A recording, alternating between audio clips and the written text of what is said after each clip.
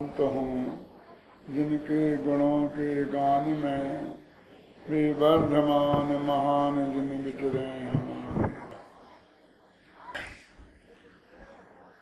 समय सार बंदाधिकार की चर्चा आरंभ करनी है। समय सार भेद विज्ञान का शास्त्र है। जीवाधिकार में मैं 29 प्रकार के जो प्रभाव हैं, जिन्हें हम रागादि और वर्णादि के भेद से दो प्रकार कहते हैं, उन 29 प्रकार के भावों का ना ये भाव मैं हूँ और ना मैं उनका स्वामी हूँ। इतनी बात समझाई। फिर कर्ता कर्म अधिकार में ये समझाया कि उन वर्णादि और रागादि का ना मैं करता हूँ और ना मैं भोगता हूँ। फिर कहते कि ठीक है, मैं इनका कर्ता भोगता नहीं हूँ, ये मेरे नहीं हैं, लेकिन हैं तो अच्छे पुण्य भाव। इस तरह वो कहते हैं कि जिनका मेरे साथ कोई संबंध नहीं है, एकत्व का, ममत्व का, कर्तृत्व का, भोक्तृत्व का, उनमें अच्छे बुरे का भेद करने का क्या लाभ है? ये बात तुम क्यों कह रहे कि हैं तो अच्छे? तब जिनका हमारा कोई संबंध ही नहीं है, तो उनके साथ अच्छे बुरे की कल्पना करना ये मुफ्त के राग द्वेष की उत्पादक है। इसलिए उनमें अच्छे बुरे का भेद न करना इस अज्ञान को दूर करने के लिए पुण्य पाप अधिकार लिखा। ये आपकी बात समझ में नहीं आई होगी, मैं थोड़ा उदाहरण देके समझाता हूँ। उदाहरण में गंभीरता बनी रहे, इसलिए मैं कहता हूँ कि आपको अपने पोते के लिए एक सुंदर लड़की चाहिए। आपके लिए भी हो सकती है, आपके लिए चाहिए, लेकिन उसमें वो गंभीरता नहीं रहती है। ख्याल में आई ना? इसलिए मैं ये बोलता हूँ कि आपके पोते के लिए एक सुंदर लड़की चाहिए, और आप मंदिर में दर्शन करने गए और एक सुंदर लड़की आपको वहां दिखाई दी। आपको लगा कि ये लड़की मेरे पोते के लायक है। फिर आप लोगों से पूछते हैं किसकी लड़की है, क्या है, क्या करती है, कहाँ पढ़ी, क्या है, उससे जानकारी उसकी लेते हैं। तो लोग पूछते क्यों, आपको क्या मतलब? नहीं, कोई बात नहीं है, बस मैं जैसी जानकारी लेना चाहता हूँ, आपको पता हो तो आप बता दीजिए। कि नहीं अच्छी बात नहीं है ना, कि नहीं अच्छी बात तो नहीं है, लेकिन बुरी भी नहीं है। मेरा एक पोता है, मैं चाहता हूँ उसके लिए अच्छी एक लड़की मुझे ठीक लगती है, इसलिए मैं तुम्हें जानना चाहता हूँ, और कोई बात नहीं है। सुनना, अगर जिस वक्त ये बात होती कि मैं अपने लिए लड़की पसंद करता हूँ तो झगड़ा खड़ा हो जाता है ना। इसलिए मैंने दादाजी रखे हमने। तो लोगों ने कहा भैया इसकी तो परसों ही सगाई हुई है। समझ में आया ना? अब मेरी परिणति क्या होनी चाहिए कि बस खत्म, मेरा कोई प्रश्न का उत्तर मिल जाना चाहिए। क्योंकि मैंने तुमसे ये नहीं पूछा कि इसकी सगाई हो गई कि नहीं हो गई, मैं तुमसे ये पूछ रहा हूँ किसकी लड़की है, क्या है, तुम ये बताओ। ये प्रश्न तुम्हारे हृदय में खड़ा होगा, और हो तो तुम सज्जन पुरुष हो। क्योंकि जिस प्रयोजन से तुम उसे जानना चाहते थे वो प्रयोजन यहीं समाप्त हो गया। फिर भी कोई आदमी उसी कहता है तुम तो बताओ कि सगाई हो गई है कि सगाई टूटते कौन सी देर लगती है। तुम समझते नहीं हो मैं कौन हूँ, अरबपति आदमी हूँ, और मेरा बेटा कितना होशियार है, कितना सुंदर है, कितना पढ़ा लिखा है। एक दफे मेरा ऑफर सुनेगा तो वो सगाई मंगाई सब काफूर हो जाएगी। ये आदमी सोचने वाला बेईमान है कि ईमानदार?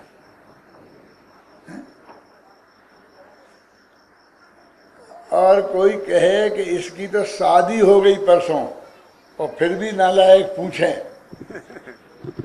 क्यों, तो वो कैसा होगा? हैं? ऐसे ही जब हमने कह दिया कि ये पुण्य पाप न तुम हो, न तुम्हारे हैं, न तुम इनके कर्ता हो और न तुम इनके भोक्ता हो, नास्ति सर्वोपि संबंध परद्रव्यात्म तत्वयो, पर द्रव्य में और आत्म तत्व में कोई भी संबंध नहीं है। अब तुम उसमें अच्छे बुरे का भेद क्यों कर रहे? ये अच्छे बुरे का भेद करना ही पुण्य पाप संबंधी भूल है। ये बात पुण्य पाप अधिकार की 20 गाथाओं में बताई गई है। क्या विषय है पुण्य पाप अधिकार का? अंदाजा लगाया? पुण्य बुरा है, पाप अच्छा है, और बस ये बताया है। ये नहीं बताया है। वो कहते तेरा संबंध ही नहीं है कुछ, उससे तेरे को कुछ लेना ही देना नहीं है, फिर उसमें तेरे को अच्छा बुरे का भेद करने का मतलब क्या है? मुझे सागर में कोई मकान जमीन खरीदनी नहीं है, तो हर जगह पूछता फिरूं कि ये जमीन किसकी है, कहाँ की है, ये बिक गई क्या? क्यों? ये क्यों पूछता फिरूं? कुछ ना कुछ भाव होना चाहिए। या तो मेरे को बढ़िया करके यहाँ बंगला बनाना हो या बहुत बढ़िया धर्मशाला बनाना हो तो मैं पूछ सकता हूँ। बंगला बनाना पाप भाव है, धर्मशाला बनाना पुण्य भाव है, लेकिन मुझको कोई करना ही नहीं है। क्यों? तो ये प्रश्न कहाँ से खड़ा होता है कि पुण्य भला और पाप बुरा? ये जो जिनके तेरे से कोई संबंध नहीं है उनमें अच्छे बुरे का भेद करना ये समझदारी नहीं है। एक बात और मर्म की है कि ये नहीं कहा कि तुम्हें इसे जानना ही नहीं है। क्यों? ये तो नहीं कहा, क्योंकि जानना तो भगवान आत्मा का स्वभाव है, सब जानने में आएगा। कि तुम्हें इस लड़की को देखना ही नहीं है, तुम मंदिर में दर्शन करने आए, भगवान को देखो। क्यों? अब 2 आंखें हैं तो भगवान का भी दिखेंगे और जो वहाँ दर्शन कर रहे होंगे वे भी दिखेंगे। हम ऐसे क्या करें? और नहीं देखेंगे तो टकरा नहीं जाएंगे? बचने के लिए देखना तो है क्या नहीं है? क्यों? देखने का निषेध नहीं है, लेकिन आगे विकल्प लंबाने की बात है। देखते रहने का निषेध है, क्योंकि बिना राग भाव के देखते नहीं रहोगे। नहीं है। अब मुझे इसके अच्छे बुरे के बारे में कुछ नहीं सोचना है ना? पुण्य भी बुरा है, पुण्य को जितनी गालियां दो, ये पुण्य पाप अधिकार का काम नहीं है, ये ज्ञानी धर्मात्माओं का काम नहीं है। अरे गालियां तो पाप को भी नहीं देना चाहिए, क्योंकि गाली देने से अपना मुंह तो खराब होता ही है ना। तुम्हारे मुंह से हम गालियां सुनेंगे तो जिसके को तुम गालियां दे रहे हो उसके बारे में जब सोचेंगे तब सोचेंगे, तुम्हारे बारे में उसी बार समझ लेंगे कि तुम क्या चीज हो। क्यों? कि बिना गाली के बात ही नहीं करता, ये कैसा आदमी है? तो इसलिए कहते हैं कि ये भैया पुण्य पाप हैं क्या? कि ये तुम्हारे तुम नहीं हो, तुम्हारे शत्रु ग्रुप के हैं। बहुत जानना है? बोलो। ये आश्रव हैं, पुण्याश्रव पापाश्रव। ये किसके भेद हैं? ये आश्रव के भेद हैं। और आश्रव क्या है? आश्रव दुख कार्य घनेरे मोदी बनते तने नेरे बेरे। कि वे घना दुख देने वाले हैं तेरे को आश्रम। तो क्या करूं फिर? मैं मार दूं ना उनको? क्या धंधा सोचता, तेरे को मारने की सोचती है? हम तो कह रहे उसके बारे में तू सोच भी मत। जानने में आ गए हैं तो जान ले, ज्ञान को भी मत लंबाए, माने जानता मत रहे। हाँ, क्योंकि तेरे पास जानने के लिए बहुत बहुत चीजें हैं। और तेरा भगवान आत्मा कितना महान है कि जिसके जानने से तेरा कल्याण हो सकता है। तुम्हें गंदगी को काहे वो देखता है? सुंदर बाग बगीचे हैं, गुलाब के फूल खिल रहे हैं, उधर तो देखता नहीं है। और गंदगी गंदगी पड़ी है, गंदगी लेटन बाथरूम, कोई नंगा आदमी खड़ा है उधर को देखता, कोई अर्धनग्न महिला खड़ी है तो उधर को देखता। अरे तेरे को देखने को इतनी बढ़िया बढ़िया चीजें हैं ना जगत में, इस गंदे पदार्थ को क्यों देखना चाहता है? ये आश्रम तो गंदे पदार्थ है ना, क्यों? इस तरह उन्होंने आश्रम अधिकार तक भेद विज्ञान कराया। किन किन से? वर्णादि और रागादि से। फिर संवर अधिकार में उनने भेद विज्ञान का अभिनंदन समारोह रखा। आपके पास शास्त्र हो किसी के हाथ में तो निकालो भेद विज्ञान अधिकार का, पहली ऊपर के सबसे पहली पंक्ति संस्कृत की पढ़ो, भेद विज्ञान संवर अधिकार की है ना, 181 गाथा होगी।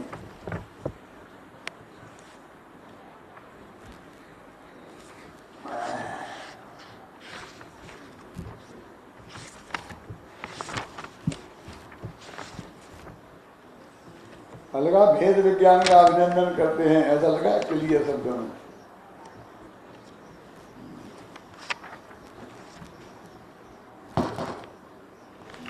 मिली कि नहीं मिली?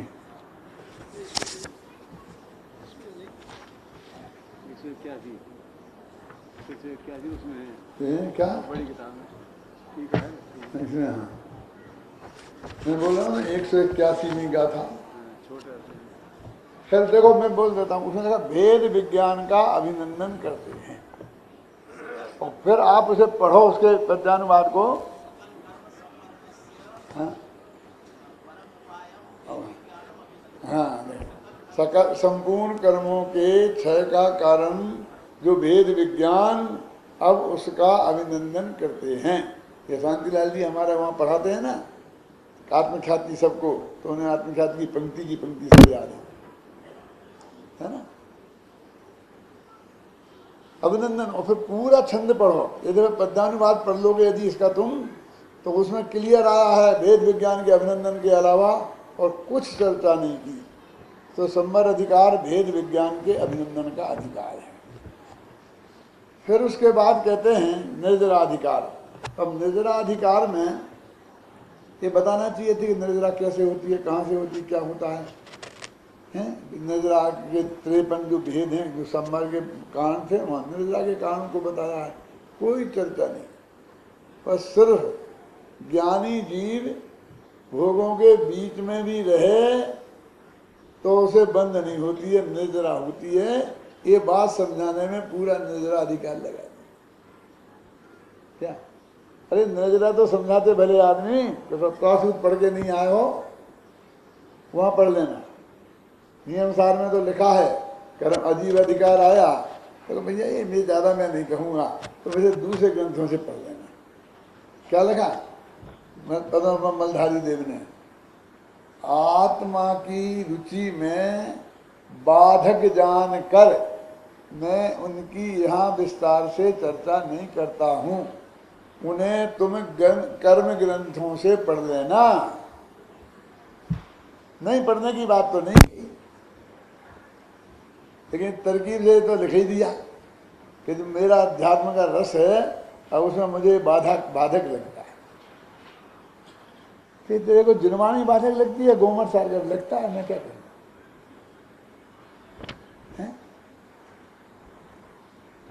देखो अब निर्जराधिकार में ये बताने के बाद में बंध अधिकार आरंभ होता है। अभी अपन कहाँ आ गए हैं, कहाँ खड़े हैं, ये बात मैं आपसे कर रहा हूँ। इतने में आप 5-7 मिनट जो लगे हैं वो बताने की मैं कोशिश करूँ कि समय सार कहाँ से शुरू होता है और अपन कहाँ आ गए। अब बंधाधिकार में सीधी सच्ची बात है, बंध किसे कहते हैं? बंध 4 प्रकार का होता है, प्रकृति बंध, प्रदेश बंध, स्थिति बंध, अनुभाग बंध। प्रकृतियाँ 8 होती हैं, फिर 148 होती हैं, क्यों? फिर वो कब बनती हैं, कब नहीं बनती हैं, कब छुट्टी हो जाती है, कब सत्य है, कब असत्य है, कौन से गुणस्थान में क्या होता है, सारा बताओ। प्रकृति बंध में, प्रदेश बंध में कितना संख्यात परमाणु हैं, वो कैसे आत्मा के साथ बनते हैं, वो बताओ। फिर स्थिति अनुभाग बंध बताओ, कौन से कर्म की स्थिति कितने काल तक है। कुछ चर्चा नहीं, आता नहीं होगा कुछ बंध को। बंध अधिकार तत्वा सूत्र का पढ़ो तो कर्म की 148 प्रकृतियां गिनाई हैं, क्यों? और उनकी टीकाएं पढ़ो तो उनमें कौन सी बंधुदय शब्द वगैरह सारा बताया है, और वहां उसकी बातें नहीं करते। ये बंध अधिकार में उसकी बातें ही नहीं करते हैं, और बात करते हैं तो कहां से शुरू करते हैं? कर्मों से आत्मा बंधा नहीं है। मन वचन काय की चंचलता से आत्मा बंधता नहीं है। तुम मन को काबू में करो, वचन को काबू में करो, क्यों कहते कि नहीं? भाई हिंसा मत करो, अहिंसा पालोगे, चेतन अचेतन की हिंसा से आत्मा बनता नहीं, कुछ फर्क नहीं पड़ता। कि 5 इंद्रिय के भोगों में से को छोड़ो, कि 5 इंद्रियों के भोगों से आप बंद होता ही नहीं। क्या कह रहे सारे जगत को क्या लगेगा कि कौन पागल बोल रहा है? मान बरगना सो जग में ना बंधे जीव, बंधे न कदापि मन बच काय योग सो, और चेतन अचेतन की हिंसा सोना बंधे जीव, बंधे नाही पंच इंद्रियन के भोग सो। क्या? कर्म सो अबंधे सिद्धे योग सो अबंधे जिन, हिंसा सो अबंधे साधु ज्ञाता विषय भोग सो। यदि कर्म से बनता होता तो सिद्ध सलाह में भी अनंत कारमान बगड़ाएं ठसाठस भरी पड़ी हैं। उन्हीं आकाश के प्रदेशों में, जिन आकाश के प्रदेशों में सिद्ध भगवान के असंख्यात प्रदेश सहित हो रहते हैं विराजमान, वहां चैंट जाती उनको। यदि कर्म बांधते हैं तो बांध लेते उन्हें, और मन वचन काय की चंचलता से बंधते हैं। तो आप जानते हैं मन वचन काय चंचल किसके होते हैं ज्यादा? ये लड़का बहुत चंचल है, शांति से बैठना नहीं जानता है, जिसको पार्किंसन हो जाए, हाथ पैर नहीं हिले, तो वो हमारे लिए बहुत बढ़िया हो जाए। अरहंत भगवान को सबसे ज्यादा योग का कंपन होता है, वो निबंध नहीं होता। और मुनिराज ईरिया समिति पूर्वक चल रहे हैं, भाषा समिति पूर्वक बोल रहे हैं, और कदाचित जीवों की हिंसा हो जाए, कदाचित नहीं, गारंटी से होती ही है। क्यों भैया? कैसे? क्यों होती है? अब दुर्भाग्य की बात कहो चाहे सौभाग्य की बात, कि ये हमारी आंखें जो है ना, वे घुटनों में नहीं है। घुटनों में होती तो अच्छा रहता ना। क्यों? क्या कह रहे हैं आप? ये आंखें जो चेहरे पर हैं, ये घुटनों में लगी होती आंखें तो अच्छा रहता। क्यों? कि मुनिराज 4 हाथ जमीन देख के चलते हैं। 4 हाथ क्यों? क्योंकि इसकी ऊंचाई का जो एंगल बनता है वो 4 हाथ बनता है, ऐसा बनते हैं। तो ये 4 हाथ ही क्या देख सकते हैं। अब बहुत से जीव तो ऐसे होते हैं कि जो 4 हाथ से दिखाई ही नहीं होते। आपको मालूम है आपका कितना दिखाई देता है आपको? एक प्रश्न पूछ लूं? कल शाम को मैंने समझा दिया था, कृष्ण सामूहिक होता है और उत्तर व्यक्तिगत। जब मैं किसी का नाम पूछूं तब बोलना, मैं प्रश्न करूंगा तो सब चिल्लाने मत लगना, नहीं तो फिर यहाँ मुझे प्रशिक्षण की कक्षा देना शुरू करना पड़ेगा। क्या? कितनी दूर तक का आप देख सकते हैं, इसका अंदाजा आपको है कि नहीं है? क्यों? 1 किलोमीटर तक क्या देख सकते हैं? ये जो भाई साहब से मना किया तो सिर तो हिला सकते हैं ना। कोई दिक्कत नहीं है, नहीं देख सकते 1 किलोमीटर का। आपको सूरज चांद दिखाई देते हैं कि नहीं? नहीं दिखाई देते हैं, तो 1 किलोमीटर हो गए। अरे हमें कितनी दूर तक का दिखाई देता है इसकी भी खबर नहीं, दिखाई दे रहा है फिर भी हमारे ज्ञान में नहीं है, हमारे सोचने में नहीं आई। क्या करें बोलो? और कितने पास का देख सकते हैं? देखो मैं कहता हूँ 4 हाथ का देख सकते हैं ना, तो पढ़ो निर्मल जी। तुम तो चश्मा लगाए हो, पढ़ो। नहीं पढ़ सकते साहब, इतनी दूर से नहीं, तो इसलिए 4 हाथ का भी दिखाई नहीं देता है ना, क्योंकि अक्षर बहुत छोटे हैं। तो छोटे अक्षर दिखाई नहीं दे रहे तो इतने जीव तो हो सकते हैं कि नहीं? तो बेजीव कैसे दिखाई देंगे मुनिराजों को, मैं बताऊं आपसे। तो सभी सूक्ष्म जीव हैं कि नहीं हैं? अरे वो उतनी दूर से जो जीव दिखाई देंगे वे ही तो देंगे। लेकिन अब क्या करें, असत्य अनुष्ठान है, घुटनों में आंखें तो है नहीं कि एक हाथ का हमें ये दिख रहे, जितने अक्षर दिख रहे ये दिख जाए, ऐसा दिखता ना, ऐसा कर दे। तो चेतन अचेतन की हिंसा भी उनके जीवन में हो रही ना, फिर भी उन्हें बंद नहीं होता, शास्त्र कहते हैं। और ज्ञाता विषय भोग में भरत चक्रवर्ती आदि सब में दृष्टि जीव को 41 कर्म प्रकृतियों का, अनंतानुबंधी का, मिथ्यात्व का बंध नहीं होता है। 96,000 शादियां करने पर, 6 खंड की विभूति का मालिक होने पर भी।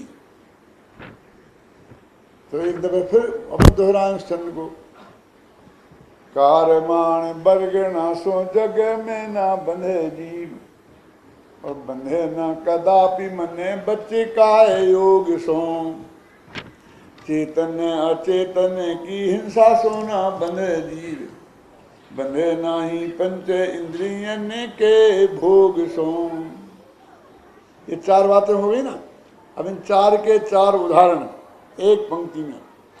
कितना सुंदर गठन है काव्य का, बनारसी दास का है।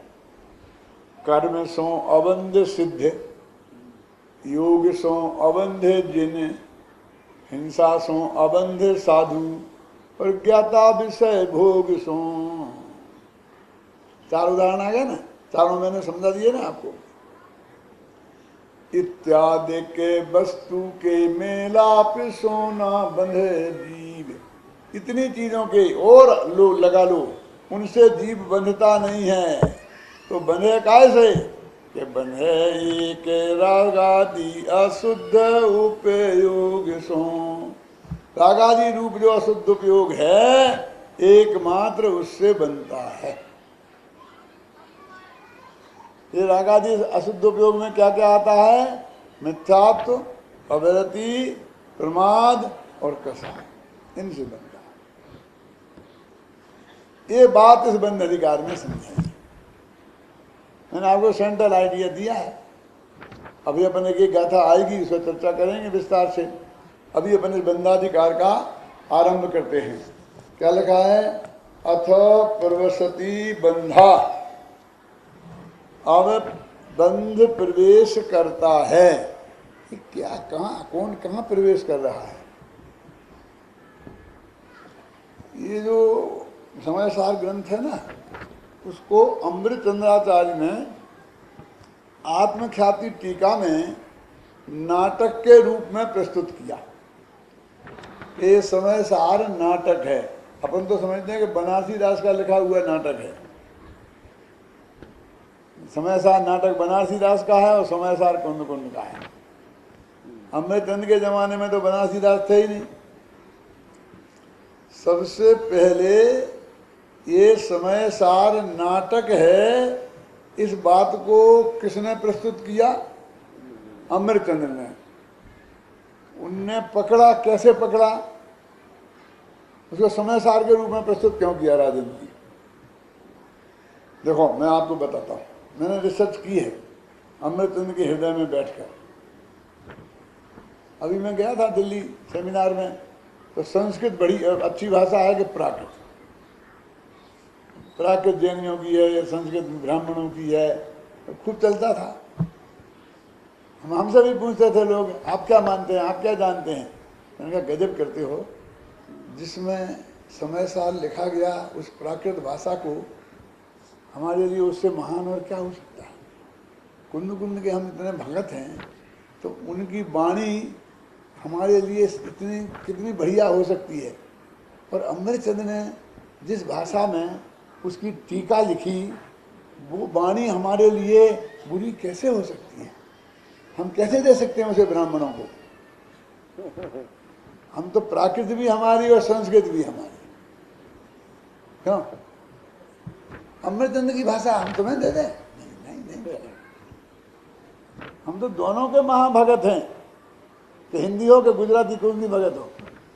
अरे जिस गुजराती में पूज्य गुरुदेव श्री ने हमें उस समय सार का मर्म समझाया, उस गुजराती को हम बुरी कैसे कह सकते हैं? बोलो क्यों? और हिंदी क्यों? जिसमें हमने पढ़ा है, जिसे हमने अपने लेखन की भाषा बनाई है, जो सारे हिंदुस्तान के 70% लोग जिसे समझते हैं, हमने कितना होंगे हिंदी भाषी, भले ही थोड़े कम, 50 करोड़ होंगे। क्यों? पूरा मध्य प्रदेश, पूरी यूपी, पूरा बिहार, समझे ना आपकी में, बहुत बड़ा एरिया है जो प्योर हिंदी भाषी है। हरियाणा और आसपास के पंजाबी, हरियाणवी, फिर गुजराती, फिर मराठी, ये बंगाली, ये सब लोग हिंदी समझते हैं, ख्याल में है ना? तो 70% लोग, हिंदुस्तान के 70% नहीं, विश्व के हिसाब से निकालें तो सर्वाधिक लोगों के द्वारा बोली जाने वाली और समझी जाने वाली यदि कोई भाषा है तो उसका नाम है हिंदी। कोई विश्व, अंग्रेजी भी नहीं, सारे विश्व में फैली है। तो कितने देश कैसे हैं? 1 करोड़ का, 2 करोड़ का, इतने करोड़ के, इतने करोड़ के, उनमें क्या दम है? उन सब की गिनती कर लो ना तो अकेला यूपी में खत्म। टक्कर कोई ले सकती है तो थोड़ी बहुत चाइनी भाषा ले सकती है, चाइना ले सकता है, समझ गए ना आप हैं? लेकिन और कोई नहीं ले सकता, उसे हम कैसे बुरी कह सकते? ये तुमने अच्छी और बुरी ये झंझट कहाँ से निकाला? ये भाषाओं में सेमिनार इसके लिए किया है।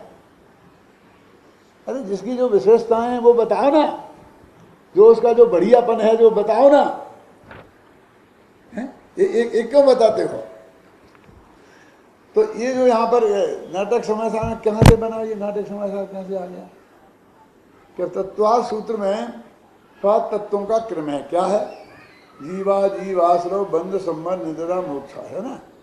एक क्रम है जो अपन सबको याद है। अब समय सार में एक क्रम नहीं। समय सार में क्या क्रम है? भूयत्तेना विगदा जीवा जीवाय पुण्य पावंचे आसर संबर निज्जर बंधो मोक्षो ये संपत्तुम। ये क्रम बदल दिया। तो कुछ लोग छंद के अनुरोध से, छंद अनुरोध समझते हैं? जब गद्य में लिखना हो तो सीधा लिख सकते हैं, अब पद्य में लिखना हो तो जो शब्द जहाँ सेट होता है वहाँ ठोक देते हैं। बंद को पहले लिख देंगे, मोक्ष को बाद में लिख दिया। अब सुनिए क्या, वहाँ तो बंद फिर संबर है आता ना, संबर पहले आ गया, निर्जरा पहले आ गया, फिर बंद आया, ऐसा क्या? तो उनके दिमाग में भी नाटक लिखने का था। किनके? कुंद कुंद के दिमाग में। तो उनने नाटक में स्टेज पे जोड़े से आते हैं, अकेला कोई एक आदमी बहुत कम आता है, 2 आदमी आते हैं, उनमें संवाद होता है। तो उनने जोड़े बनाए। कैसे जोड़े बनाए? आश्रव और बंद का नहीं बनाया, अनुकूल हैं दोनों, प्रतिकूल वाले जोड़े, एक नायक एक खलनायक, एक हीरो एक साइड हीरो, एक साइड हीरो नहीं, क्या विलेन, समझे ना? तो संबर के साथ, संबर को तो कोई जोड़ा ही नहीं मिला। तो उन्होंने क्या किया देखो आप, जीव के साथ अजीब का जोड़ा, फिर कर्ता के साथ कर्म का जोड़ा, फिर पुण्य के साथ पाप का जोड़ा, फिर आश्रम के साथ संबर का जोड़ा। अब फिर निर्जरा को अकेला छोड़ दिया, क्योंकि उसके विरुद्ध कोई है नहीं, 9 तत्व हैं, एक तो बिना जोड़े के रहेगा, एक को तो ब्रह्मचारी रहना ही पड़ेगा ना। और बंद के बाद मोक्ष का जोड़ा। तो जोड़े से उन्होंने तत्व रखे। तो स्टेज का मतलब है नाटकीकरण उन्होंने किया, और इस बात को अमृतचंद्र ने पकड़ा। हर एक का काम नहीं है। अरे अमृतचंद्र जैसा आदमी ही पकड़ सकता है और कोई पकड़ नहीं सकता, लेकिन अमृतचंद्र ने पकड़ा, ये हमारी समझ में आ जाए तो हम बहुत बड़े भाग्यशाली हैं, और उनने कैसे पकड़ा ये आ जाए तो उससे भी बड़े भाग्यशाली है। क्यों? ये जो 13वीं गाथा है समय सार की, वो सिर्फ सम्यक्त की परिभाषा नहीं है, उसमें आगे के अध्यायों का क्रम भी है। जैसे तत्वासूत्र का चौथा सूत्र जीवादि वासना बंध संबंध निद्रा मोक्षास तत्वम, फिर 7 तत्वों के नाम नहीं गिनाए हैं। आगे सूत्र जी में किस क्रम से हम वर्णन करेंगे एक क्रम भी उनने बताया है, तो आगे के अधिकारों के उनने नाम भी गिनाए हैं। तो अब ये बंधाधिकार आया है, इसके बाद सीधा मोक्षाधिकार आएगा। बंधो मोक्ष का जोड़ा है ना। देखो बंधाधिकार की तो बात अपन करेंगे ही, लेकिन मोक्ष अधिकार में मालूम क्या लिखा है? मोक्ष की बात ही नहीं करती। क्या अन्ना जी बता दूं? ये लिखा है कि बंध की चर्चा करके अपने को मोक्ष मार्गी मानने वाले क्या लिखा? ये कौन है? विपाक विचय धर्म ध्यान। कर्म की चर्चा कर क्या है? विपाक विचय धर्म ध्यान। क्या लिखा है अमृत में रमेश के धर्म विपाक विचय धर्म ध्यान के लोभ से अंधी हुई है बुद्धि जिनकी, अंधे हो गए वे इसके लोभ में। क्या है? क्लियर लिखा, विपाक विचय धर्म ध्यान के उसमें अंधी हुई है बुद्धि जिनकी, उनकी बुद्धि को ठीक करने के लिए मैं मोक्षाधिकार लिखता हूं। कि कहते बंध के अध्ययन से, मनन से, चिंतन से बंध नहीं कटता। क्या लिखा? बंध के मोक्ष अधिकार में लिखते मोक्ष नहीं मिलता। तो भैया बंध अधिकार पूरा हो गया, अब छुट्टी करो ना, क्यों यहाँ बंध की चर्चा लाते हो? देखो तो आप समय सार के देखो तो क्या स्टाइल है, क्या चीज है, कौन चीज कौन क्यों लिखी है, कैसे लिखी है, सारी जिंदगी इसमें लगाने का बहुत कम है।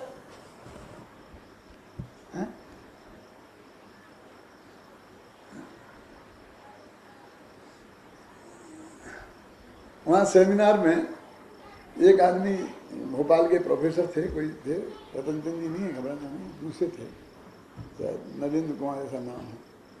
तो उन्हें एक लेख लिख के लाए थे। वो लेख उन्होंने कहा मेरी 15 साल की तपश्चर्या का फल है दादा। और उसको उन्होंने एक किताब लिखी है 300 पेज की, वो किताब भी लाए थे। और उन्होंने एक कही बात, मेरी अध्यक्षता में वो किताब, वो निबंध पढ़ रहे थे। क्या कि भाई मैं किताब भेंट करता हूँ, मैंने आपको वहाँ भेजी है जयपुर, आपने पढ़ी होगी, आप पढ़ना इसे। और विषय क्या था? विषय ये था कि आधुनिक विज्ञान में जो भूगोल का स्वरूप है, वो जैन धर्म का जो भूगोल है, उन दोनों की तुलनात्मक अध्ययन किया था। और वो उनका दावा था कि उन्होंने सब सिद्ध किया है सही। क्या सही सिद्ध किया है? कि जो हमारे सूरज यहाँ से 800 योजन दूर है, और सूरज का जो नाप दूरी बताई जाती है वो इतनी बताई जाती है विज्ञान में, तो उसके हिसाब से वो सही है। क्योंकि वो एक योजन उसका, उनका जो 8 योजन है ना, कितना 8 योजन नहीं 80 योजन, तो उसमें 80 का भाग करो, इतना बड़ा योजन होता है। ऐसा करके निकाल के फिर चंद्रमा कितना 80 और जोड़ दो 880, और उसके ऊपर तो उन्होंने कहा आप चंद्रमा का क्या करें, और उसकी दूरी यहाँ बहुत कम बताई है विज्ञान ने। तो उन्होंने कहा ये चंद्रमा अलग है, ये चंद्रमा अलग है।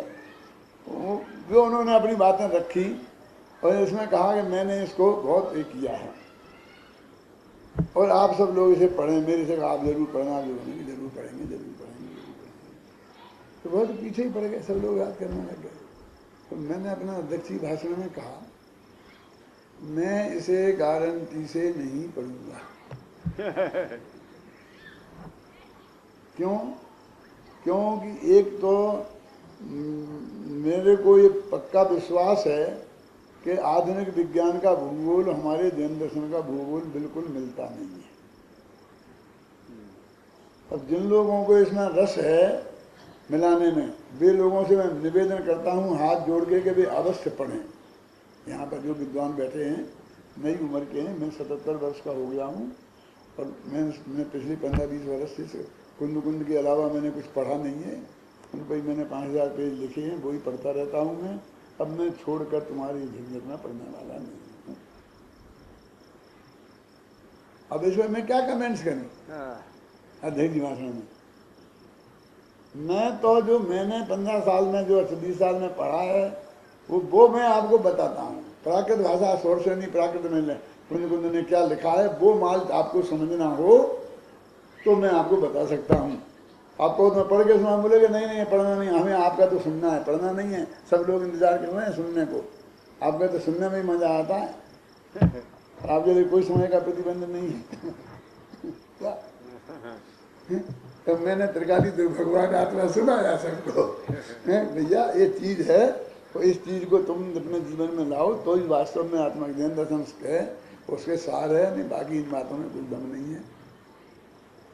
उन लोगों को बहुत अच्छा लगा आगे। विद्यानंद जी महाराज के बाद भी खबर पहुंच गई थी, तो जब मैं उनके पास गया तो उन्होंने बहुत आपके भाषण की बहुत प्रशंसा करी। कि भाई लोग तो आपके भाषण पर रीझ गए, ऐसा हुआ वैसा हुआ। महाराज ये तो मैं तो अपनी बात कही, अरे कहाँ झंझर में फंसू मैं। तो भाई ये बहुत माल है जिंदगी इसमें। क्या कहा वो क्या कह रहे हैं बंधाधिकार में? देखो अपन मंगलाचरण पढ़ते हैं, रागोद्गार पढ़ो भैया। महारसेन सकलम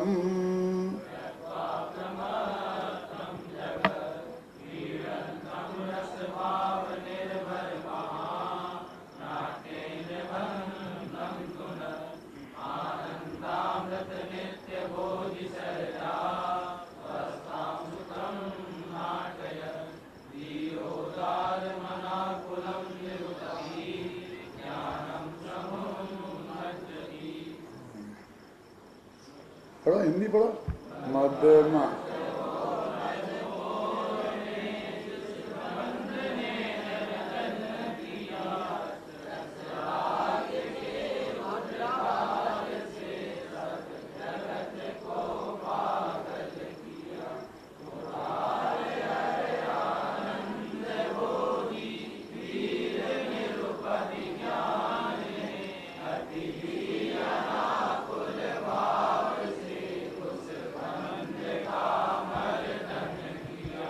देखो अमृतचंद्राचार्य देव ने हर अधिकार में जो मंगलाचरण किया वो सब ज्ञान को ही नमस्कार किया है। इसमें मैंने बहुत लिखा है, वो कहीं तो ऐसा लगता केवल ज्ञान ज्योति को नमस्कार किया, कहीं ऐसा लगता भेद ज्ञान ज्योति को नमस्कार किया, तो कहीं ऐसा लगता त्रिकाली ध्रुव भगवान आत्मा को नमस्कार किया। वो जो उसके विशेषण है ना, उन विशेषणों से ये 3 प्रकार का ज्ञान की बात हो सकती है। और मैंने इसमें आगे पीछे विस्तार से लिखी है ये बात। अब ये क्या है कि उन्होंने एक बात एक ज्ञान को ही नमस्कार किया। दूसरी बात ये है कि छंद हरेक में साधुल विक्रीडित ही रखा। छंद में भी चुनाव में राजन बस बोल, मंगलाचरण में बोल। क्यों कि नाटक के स्टेज पर पुराने जमाने में जो नाटक होते थे 1000 वर्ष पुराने, वो आज के नाटक छोड़ दो। आजकल तो सब मामला पलट गया है। हमने नाट्य शास्त्र पढ़ा है भरत मुनि का 2000 वर्ष पुराना, और उसमें जो नियम बताए हैं नाटक के, वो नाटक में पहले एक वो आता था सूत्रधार, उसमें नांदी विधान होता था। तो सूत्रधार आकर के बताता था क्या होने वाला है। उसकी पत्नियों में दोनों आते थे कि आज तुम क्या दिखाने वाले हो, कि आज हम समय सार नाटक दिखाने वाले हैं, तो उसमें क्या होगा। तो वो सब थोड़ा परिचय देते थे। वो सारी पद्धतियाँ उसमें थी। और उसमें नायकों का नक्की था, तो नायक कैसे होते हैं। तो इन्होंने यहाँ पर ज्ञान को नायक बनाया और मिथ्यात्व को खलनायक। अब इनमें अलग अलग हैं। तो बंध अधिकार में बंध को खलनायक, ज्ञान को नायक। हर अधिकार में नायक तो ज्ञान ही है, और सामने वाला प्रतिद्वंदी कभी रावण आ जाता है, कभी कंस आ जाता है, कभी जरासंध आ जाता है। आप समझे ना। तो वो यहाँ कहते हैं, और वो आदमी नृत्य बहुत ज्यादा होते थे पहले के नाटक में, और जितने भी संवाद होते थे वो सब पद्य में ही होते थे। आपने पुराने नाटक यदि देखे हों, भारतेंदु हरिश्चंद्र का लिखा हुआ कौन सा नाटक है, भारतेंदु हरिश्चंद्र का लिखा हुआ हरिश्चंद्र नाटक है, उसमें आप देखो बिल्कुल आदमी, हर आदमी आकर के सीता और राम बात करते हैं स्टेज पर, तो वे दोहा बोल, वो दोहों में ही करते हैं, छंदों में ही बात करते हैं, सीधे गद्य में बातें ही नहीं करते हैं, है? तो नाचते हुए आते हैं, तो नाचते हुए कोई आए तो उसके लिए शार्दूल विकीर्ण छंद चाहिए। तो कैसा शार्दूल, शार्दूल माने जानते हैं अष्टापद, जो शेर होता है, ऐसा कोई 8 पैर का शेर होता है, कोई कहते हैं बहुत उग्र प्रतापी, अष्टापद जिसे बोलते हैं, और बहुत उग्र प्रतापी होता है, मालूम आप जानते हैं। उसका जन्म जो होता है गर्भ जन्म, तो वो अपने तुम्हारे जैसा और शेरों जैसा नहीं होता, बकरियों जैसा नहीं होता। अपन लोग तो एक जाले में लिपटे आते हैं, अंदर पेट में जाले में लिपटे रहते हैं। अपन को तो जो सुरक्षा होती है वो होती है, माँ की सुरक्षा होती है उससे। नहीं तो तुम हाथ पैर वहाँ चलाओ बेटा, बेचारी माँ को मुश्किल हो जाए लेना देना, उसका पेट फट जाए। जाले में लिपटे रहते हो और बाहर आते हो तब जाला कटता है, डॉक्टर लोग काटते हैं, तब तुम निकलते हो, लेकिन उसके माँ के पेट में वो जाले में नहीं होता। पोत है ना, अंडज अंडे में होता है, गर्भज जन, लेकिन वो पोत, वो उसे वो जरायुज नहीं होता। तो वो इतना उग्र पुरुषार्थी होता है कि जब माँ के पेट से जन्म होता है तो सीधा उछल के कूद के भागता है, 10-20 किलोमीटर तो नहीं, 10-20 मीटर भाग जाता है, पैदा होते ही दौड़ जाता है, और माँ की योनि छत विच्छत हो जाती है और द्वारा बच्चों को पैदा करने लायक नहीं रहती है, इसलिए उसके बाद द्वारा बच्चा पैदा नहीं होता, एक ही होता है। इतना उग्र पुरुषार्थी कोई जीव है स्टेज पे आए तो वो सीधा सीधा मरा तो आ नहीं सकता, उछलता कूदता आता है, नाचता हुआ आता है। तो देखो लिखा, इसमें लिखा ना, बंधम धुनत, देखो छंद के ऊपर देखो, बंध की धुनाई करता हुआ, एक शब्द में दम है क्या है? बंधम धुनत। अब हम कहेंगे रावण को मारता हुआ लक्ष्मण या राम जो भी आया तो रावण के गीत गाना चाहिए ना, कि कैसा रावण, एक मरियल, आंखों से आंसू टपक रहे थे, नाक से नाक टपक रही थी, देखा ही ऐसा रावण, उसको राम ने मारा, उसमें राम की क्या महिमा है। तो बंध भी कैसा कि जिसने सारे जगत को अपने कब्जे में कर रखा है, वो रागोद्गार महारसेन सकलम कृत्वा प्रमात्म जगत, जिसने अपने राग के उद्गार के महारस से सारे जगत को प्रमत्त कर दिया है, पागल कर दिया है। हिंदी में लिखा ना अपन ने, रस राग के उद्गार से सब जगत को पागल किया। हूबहू पद्यानुवाद है। किसने? जिस बंध ने, है ना, क्रीडंतम, देखो एकदम खेलता हुआ, नाचता हुआ, आगे आया नाट्य, या क्रीडंतम खेलता हुआ, वैसे जो वो आया, ऐसे बंध को धुनत माने नष्ट करता हुआ। कौन? ज्ञान। ज्ञान कैसा है? खाता क्या है? शेर तो मांस मदिरा खाता है, ज्ञान क्या खाता है? आनंदामृत भोजी, आनंद रूपी अमृत का भोजन करने वाला, है ना। सहजावस्थाम स्फुटयत नाटयत, धीर उदार अनाकुल निरुपधि ज्ञान समुन मज्जति, उनको मथ करके पर आ जाता है स्टेज पर। उसकी चर्चा की है। अभी जो पुराने नाटक के नायक हुआ करते थे, वो नायक के नाम मैंने इसमें लिख दिए हैं, सब 4 प्रकार के नायक होते थे। सुना कभी? धीरोदात्त, धीरोदात्त, धीर ललित, धीर प्रशांत, एक और रहेगा धीरोधत्त। पहला धीरोदार, दूसरा धीरोधत्त, तीसरा धीर ललित और तीसरा धीर प्रशांत। तो इनमें धीर तो हर एक में है, माने धैर्य तो हर एक में होना चाहिए। हमें वीर और धीर, नायक कैसे होते हैं? वीर और धीर। तो धीर को यहां महत्व दिया, वीर को महत्व नहीं दिया। तो वीर और धीर में क्या फर्क है? जो दूसरों की पिटाई कर सकता है उसे बोलते हैं वीर, और जो दूसरों से पिट सकता है उसे बोलते हैं धीर। क्या बात है, पिटना ही क्या कह रहे हो? पिटने वाला बड़ा, पीटने वाला छोटा। इस धीर का उदाहरण बताऊं मैं पद्म पुराण में से निकाल के? अभी 10 मिनट हैं, क्या उदाहरण बताता हूं, घबराना नहीं। तो जंगल में राम और लक्ष्मण गए थे, तो राम तो बेचारे सीता जी के साथ वहां बैठे रहते थे कुटिया में, और सारे खाने पीने की व्यवस्था करना, जो भी करना है सब लक्ष्मण को जाना पड़ता था। तो कोई नगर में जाते थे, जंगल किसी राजा के नगर में जाते थे, तो वहाँ उपद्रवी तो थे ही, तो जाके कुछ ना कुछ उपद्रव किए बिना रहते नहीं थे।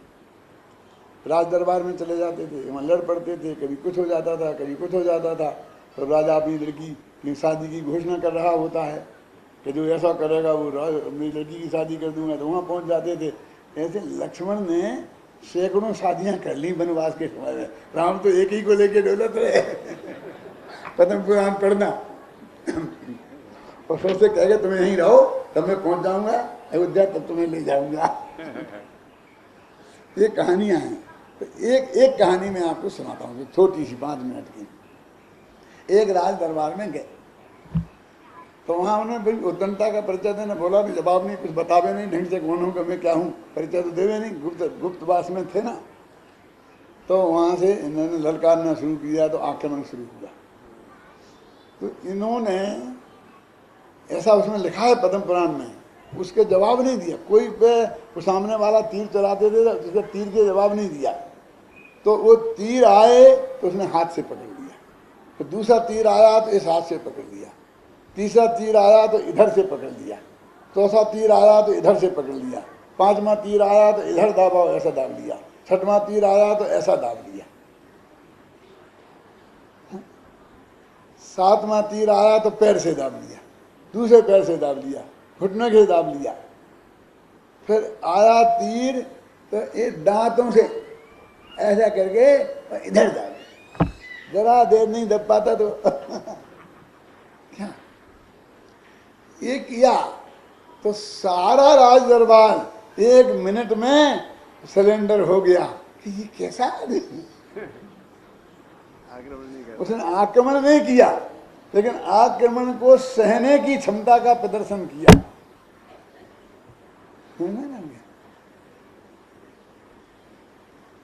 ये होते हैं, तुमने कभी टीवी पे देखे होंगे वो दंगल होते हैं वो फिल्म मुक्केबाजों का। ऐसा थोड़ी है कि तुम मुक्के मारोगे, सामने वाला हाथ कर गया बेहतर है, वो भी तो मारेगा ना।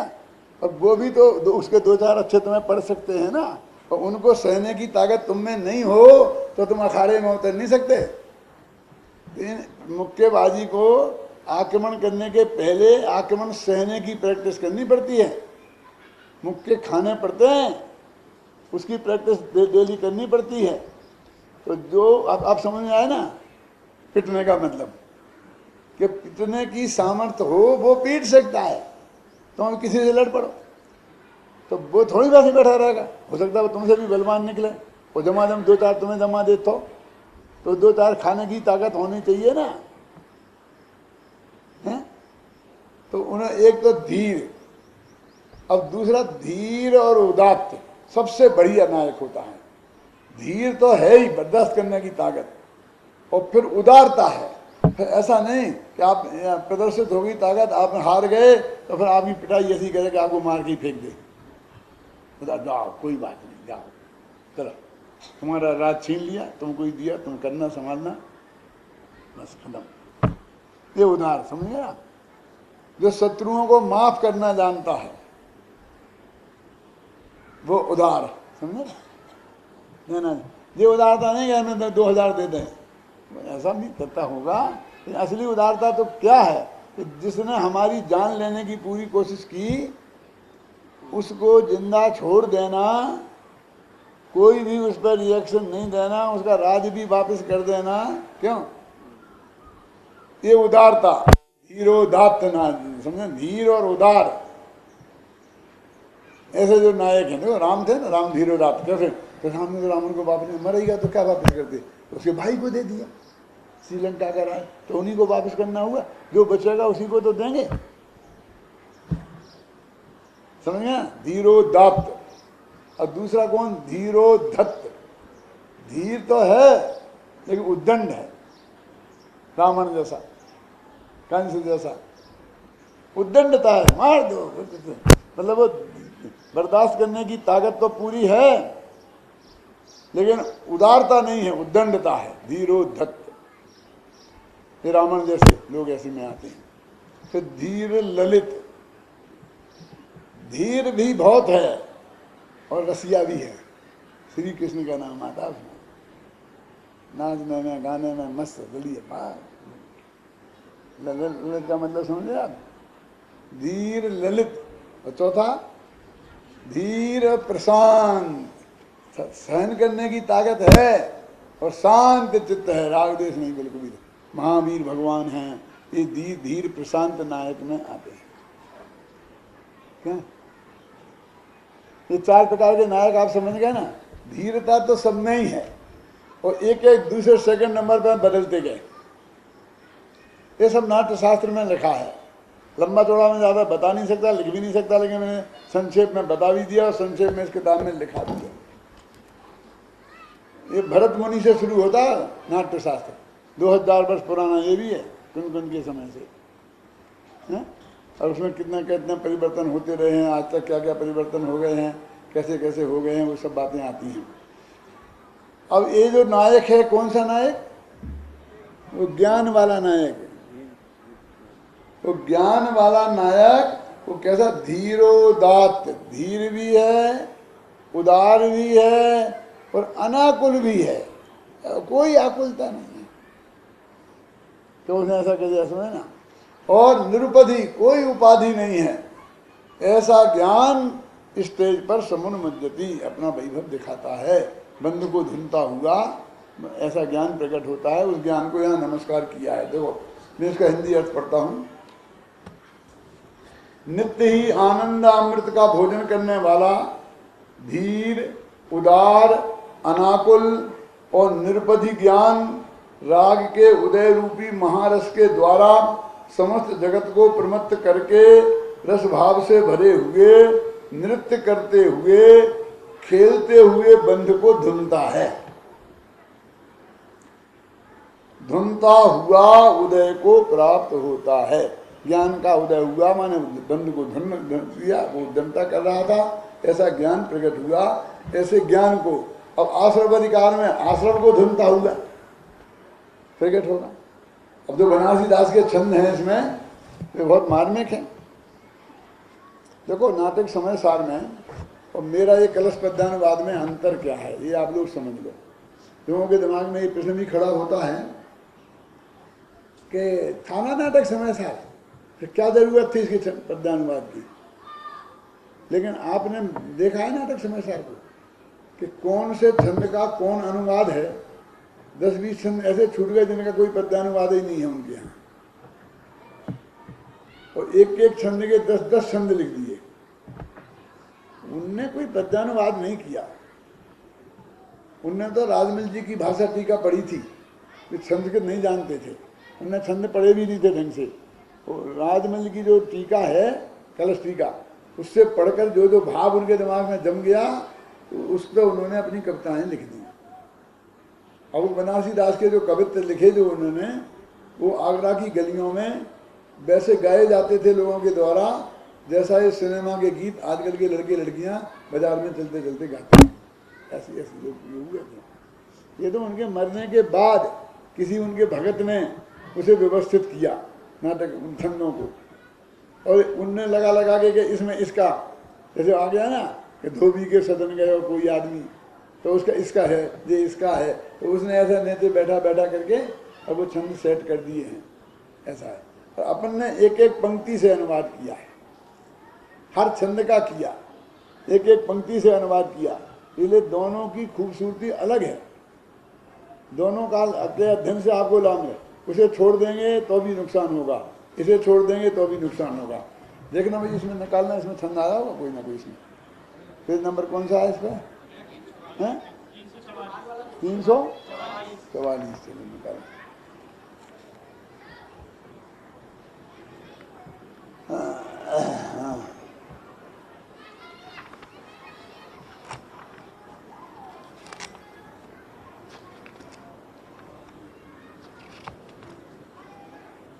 छंद का नंबर 344 है, पेज नंबर। देखो पढ़ो इसमें। मोह मद पाई जिन संसारी विकल कीने,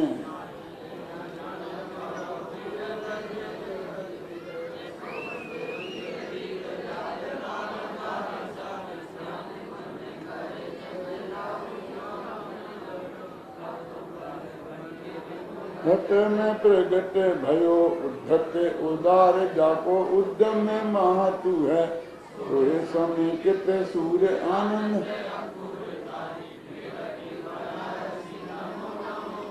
अब बनारसी दास ने इसे सम्यक सूर्य, सम्यक दृष्टि, सम्यक दर्शन रूपी योद्धा बना दिया। और वहां वो तो ज्ञान योद्धा। आप समझे ना? अब आप अध्ययन करेंगे तो मालूम पड़ेगा। अब वो ज्ञान योद्धा है, सही है कि ये समकित योद्धा सही है। हालांकि सम्यक ज्ञान एक साथ ही पैदा होता है, तो समकित को योद्धा बनाया। अब यहाँ के सामने अकेला मिथ्या तो ही रहेगा, पूरा बंधु तो खड़ा नहीं रह पाएगा ना। सोई समकित सूर्य आनंद अंकुर, वहां था ना आनंदामृत भोजी, इसमें आनंद अंकुर ताही निरख बनारसी नमो नमो कहता है। उस ज्ञान सम्यक दर्शन को बनारसी दास नमस्कार कहता है। किसको मारा? मोह मद पाई जिन संसारी विकल कीने, जिस बंध ने मोह रूपी मदरा पिलाकर सारे संसारी जीवों को विकल माने दुखी किया। याही ते अजान बाहु विरध, इसलिए उसे अजान बाहु कहते हैं। अजान बाहु कोई बहुत बड़ा शूरवीर राजा भी हो गया, और हर जो योद्धा होता है वो अजान बाहु होता है। बाहुबली से अजान बाहु बोलते ना, माने जिसके जो हाथ है ना एक घुटने तक जाए, जानू माने घुटना, बाहु माने हाथ। समझ गया कैसा है? समझ में आया कि नहीं आया? वही कैसा एक घुटने तक हाथ पहुंचे उसे अजान बाहु बोलते हैं। तो इतना लंबा हाथ होगा तो उसकी पकड़ भी उतनी ज्यादा होगी, उतने दूर तक वाले को मार सकेगा, ताकतवर ज्यादा होगा, तो उसे अजान बाहु विरध कहते हैं। समझ में आ गया? ऐसो बंध वीर, ये तो किसकी महिमा है? बंध की। विकराल महाजाल सम, ज्ञान मंद करे चंद्र राहु जो गहत है। चंद्रमा को जैसे राहु ग्रहण कर लेता है ना, ऐसे ज्ञान को ये मंद कर देता है। कौन? मोह। और ताको भल भंज वेखो, घट में प्रकट भयो। कौन? सम्यक रूपी सूर्य। उसका बल को तोड़ने के लिए हृदय में प्रकट हुआ। घट माने शरीर में, आत्मा में। उद्दत उदार जाको उद्यम महत्व है, जो उद्दत है, उदार है, और जिसका उद्यम पुरुषार्थ महत्व है। इनने उसे उद्दत धीरोदत्त नायक माना है। यार देखो, उद्दत शब्द का प्रयोग किया। उद्दत उदार जाको उद्यम महत्व है, सोई समकित सूर आनंद अपूर ताही निरख बनारसी नमो नमो कहती। जब ये छंद हमने पद्यानुवाद किया तो बनारस दास का हमारे सामने था ना, तो हम उसकी नकल भी ठोक सकते थे। क्यों? तो हमने अपना विवेक से निर्णय किया कि उन्होंने तो इस तरह से लिखे थे, अब हम उनके पीछे चल के क्या करें। उन्होंने कोई इस छंद के पद्यानुवाद के लिए नहीं लिखा था, उन्हें तो बंधन की एक महिमा पर जो आया तो उन्होंने उसकी एकदम महिमा के गीत गा दिए, और उनने सेट कर दिया है। अब वो ज्ञान सूर की जगह सम्यक सूर हो गया। तो मेरे कहने का मतलब ये है, अपन ने आज बंध अधिकार के मंगलाचरण पर चर्चा की। अब कल से गाथाएं आरंभ